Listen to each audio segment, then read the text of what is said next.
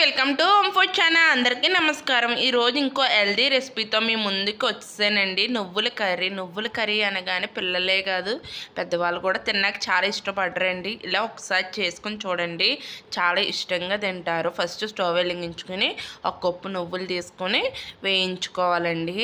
చూడండి, నువ్వులు golden colour వచ్చేదాకా బాగా వేయించుకోవాలి. మీకు నువ్వులు చూపించున్నాను, ఇంకా కలర్ చేంజ్ అవ్వాలి. ఇప్పుడు చూడండి, గోల్డెన్ కలర్ వచ్చిందతో మిక్సీ దాంట్లో తీసుకుని స్టవ్ వెలిగించుకుని ప్యాన్ పెట్టుకుని ఆవాలు, జీలకర్ర, శనగపప్పు, కరివేపాకు, వెల్లుల్లిపాయలు వేసుకోవాలండి. వెల్లుల్లిపాయలు ఎక్కువ వేసుకుంటే టేస్ట్ చాలా బాగుంటుందండి.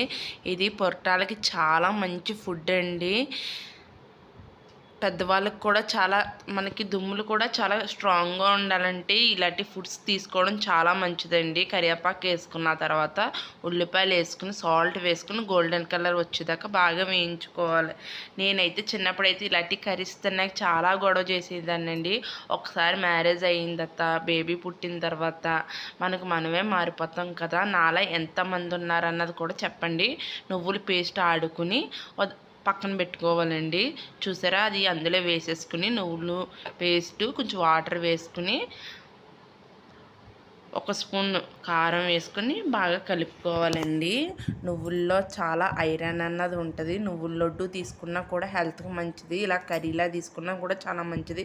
చూడండి, నువ్వులంతా దగ్గరగా అయిపోతుంది, ఇంకా దగ్గరగా అయిపోవాలండి. చూడండి, ఆయిల్ కూడా పైకి తేలిపోతుంది. ఇప్పుడు బాగా దగ్గర అయిన తర్వాత ఒక సర్వింగ్ బౌల్లో సర్వింగ్ చేసుకోవడమే అండి. ఈ వీడియో మీకు నచ్చినట్లయితే లైక్ చేయండి, షేర్ చేయండి, subscribe to home food channel. మీకు ఇంకా మంచి మంచి రెసిపీస్ కావాలంటే కామెంట్ సెక్షన్లో అడగండి. Bye bye.